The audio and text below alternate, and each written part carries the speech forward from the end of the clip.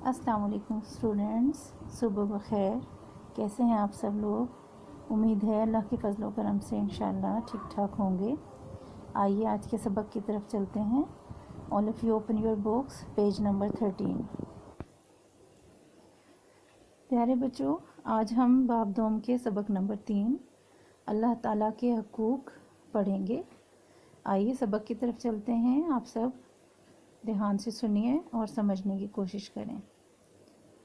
कायनात और उसमें मौजूद हर छुपी हुई और ज़ाहिर चीज़ का खालिक और मालिक अल्लाह ताला ही है।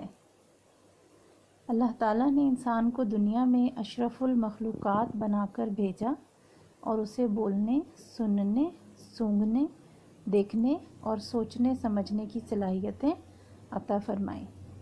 जैसा कि हमने पिछले चैप्टर्स में भी पढ़ा था कि हमें इस बात का ईमान रखना चाहिए कि अल्लाह ताला एक है और इस कायनात को बनाने वाला वही है। कायनात और इसमें मौजूद हर छुपी हुई और ज़ाहिर चीज़, कायनात में जो कुछ भी है, जो हमें नज़र आ रहा है और जो हमें नज़र नहीं आता। बहुत सी ऐसी चीज़ें हैं जो हमें दिखाई नहीं देती, लेकिन जो कुछ भी इस दुनिया में है उन सब को पैदा करने वाला खालिक, पैदा करने वाला और उन सब चीज़ों का मालिक अल्लाह ताला ही है। अल्लाह ताला ने इंसान को दुनिया में अशरफुल मखलूक़ात बनाकर भेजा, यानी अल्लाह ताला ने दुनिया में जो बेशुमार मखलूक़ात पैदा की हैं, हर चीज़ जो अल्लाह ताला ने पैदा की है वो एक मखलूक है। उसमें इंसान, हैवान, चरिंद, परिंद, पहाड़, ज़मीन, आसमान, हर चीज़ जो बनाई है अल्लाह ताला ने वो उसकी पैदा करदा है। और जो मखलूक़ात पैदा की हैं वो सब अल्लाह की पैदा करदा हैं। लेकिन उन सब मखलूक़ात में, उन सब चीज़ों में सबसे अफजल, सबसे आला, अशरफ कहते हैं बहुत ही आला, बहुत ही बरतर। और मखलूक़ात, मखलूक की जमा है। मखलूक जो तख्लीक की हुई चीज़, यानी बनाई हुई चीज़। अल्लाह ने जो चीज़ें बनाई हैं उन सब में, उन सब मखलूक़ात में सबसे अफजल, सबसे आला मखलूक कौन सी है? इंसान। और इंसान को अल्लाह ताला ने वो खूबियाँ दी हैं जो किसी और मखलूक को नहीं दी, या अगर दी हैं तो वो चंद एक हैं। जैसे हैवान को चंद एक सलाहियतें दी हैं। हैवान बोल सकते हैं लेकिन उनकी अब अपनी अपनी ज़बान होती है, इंसानों की तरह बोलने के काबिल वो नहीं होते। सुन सकते हैं लेकिन वो अपने ही अंदाज़ और अपनी ही बोली सुन सकते हैं। सूंघ सकते हैं, देख सकते हैं, लेकिन एक सबसे बेहतरीन खूबी जो अल्लाह ने सिर्फ़ इंसान को दी है वो किसी हैवान को भी नहीं दी, और वो है सोचने समझने की सलाहियतें। और इन्हीं चीज़ों की वजह से इंसान तमाम मखलूक़ात से अफजल है, आला है। इसी तरह बेशुमार नेमतें, मसलन हवा, पानी, फल, सब्ज़ियाँ वग़ैरह अता की हैं। अल्लाह ताला ने बेशुमार नेमतें भी अता की हैं इंसान को इस दुनिया में भेजा बेहतरीन मखलूक बनाकर, और फिर उसको बेशुमार नेमतें अता की। अल्लाह ताला हमारा हकीकी मालिक है और उसके पास तमाम इख्तियारात हैं, और रोज़े क़यामत हमें उसके सामने जवाब देना है। अल्लाह ताला ने हमें जितनी भी नेमतें दी हैं उनका सही इस्तेमाल करके दुनिया और आखिरत में कामयाबी हासिल की जा सकती है। ये दुनिया एक आजमाइश की जगह है।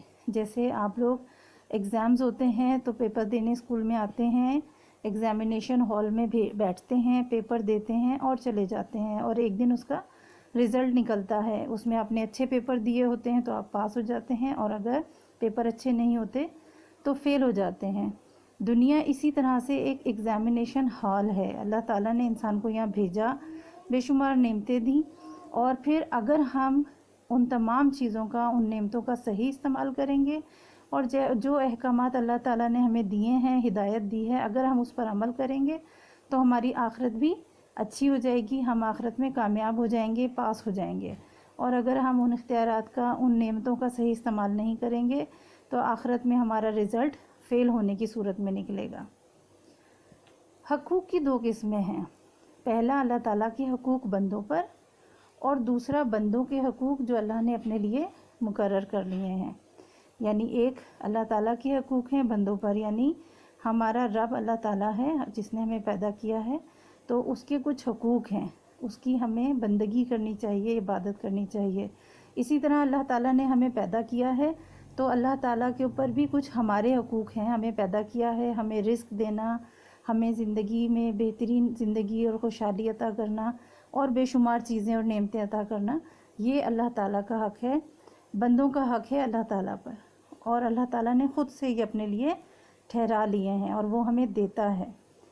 اللہ تعالیٰ کی ذات اور صفات کی عظمت کے حوالے سے ہم پر اللہ کے بہت سے حقوق لازم ہو جاتے ہیں۔ اللہ تعالیٰ کی ذات اور صفات، اللہ کی خوبیاں اور اتنا عظیم و برتر ہے، اعلیٰ ہے کہ ہم پر اللہ کے بہت سے حقوق لازم ہیں، اور ان میں اللہ تعالیٰ کے سب سے پہلا حق یہ ہے کہ انسان صرف اسی کو عبادت کے لائق مانے اور اس کے ساتھ کسی کو شریک نہ کرے۔ اللہ تعالیٰ کی عظمت، اس کی بڑائی، اس کی حکمت، وہ ہمارا خالق ہے، رب ہے، اس لیے اللہ کا سب سے بڑا اور سب سے پہلا حق یہ ہے کہ ہم اللہ کو ہی عبادت کے لائق سمجھیں اور اس کے ساتھ کسی کو شریک نہ کریں۔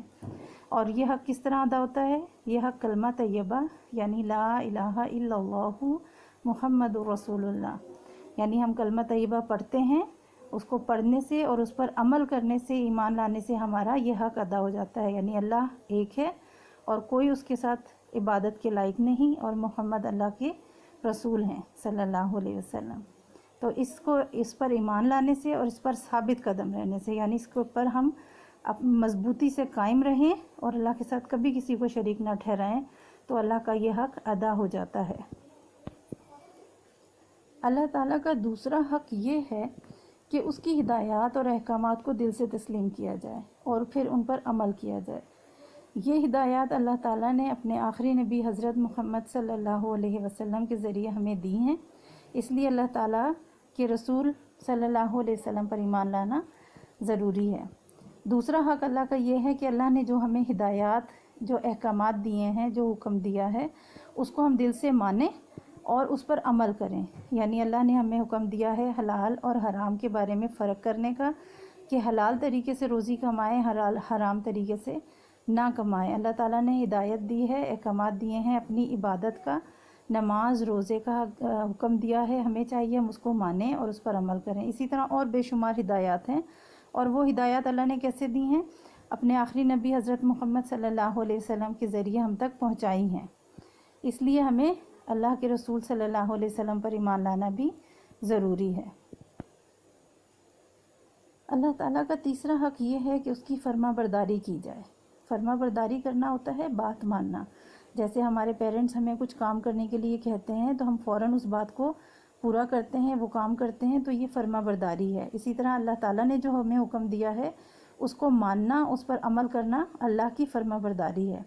اللہ ہی سے، اسی سے محبت کی جائے، یعنی اللہ سے ہی محبت کی جائے اور صرف اسی سے ڈرا جائے۔ اللہ کے سوا کسی سے خوف نہیں کھانا چاہیے بلکہ اللہ سے ڈرنا چاہیے۔ ڈرنے سے مراد یہ ہے کہ کوئی ایسی نافرمانی نہ کریں کہ اللہ تعالیٰ ہم سے ناراض ہو جائے۔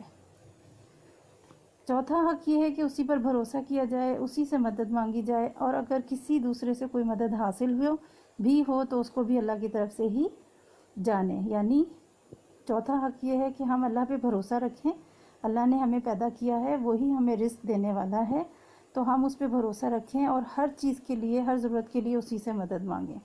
اور اگر کسی دوسرے سے کوئی مدد حاصل بھی ہو تو ہمیں یقین رکھنا چاہیے کہ وہ مدد بھی اللہ ہی کی طرف سے ہے، یعنی اللہ نے حکم دیا ہے تو اس شخص کے ذریعے ہماری مدد کی گئی ہے۔ اللہ تعالیٰ کی عبادت میں باقاعدگی سے دن میں 5 بار پابندی وقت کے ساتھ نماز ادا کرنا، رمضان کے روزے رکھنا، زکوٰۃ دینا اور حج کرنا شامل ہے۔ اللہ کی عبادت یہ ہے کہ 5 بار دن میں پابندی سے نماز پڑھیں، رمضان کے روزے رکھیں، زکوٰۃ دیں اور حج کریں۔ یہ وہی 5 ارکان تھے جو ہم نے بھی پچھلے چیپٹر میں پڑھے ہیں، ٹھیک ہے؟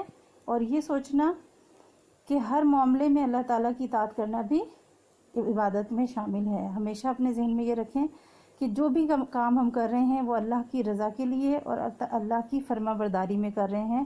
اللہ نے حکم دیا ہے تو ہم کر رہے ہیں، اس لیے اس طریقے سے اگر ہم کریں گے تو یہ کام، اس طرح سے کام کرنا بھی عبادت ہی ہے، ٹھیک ہے؟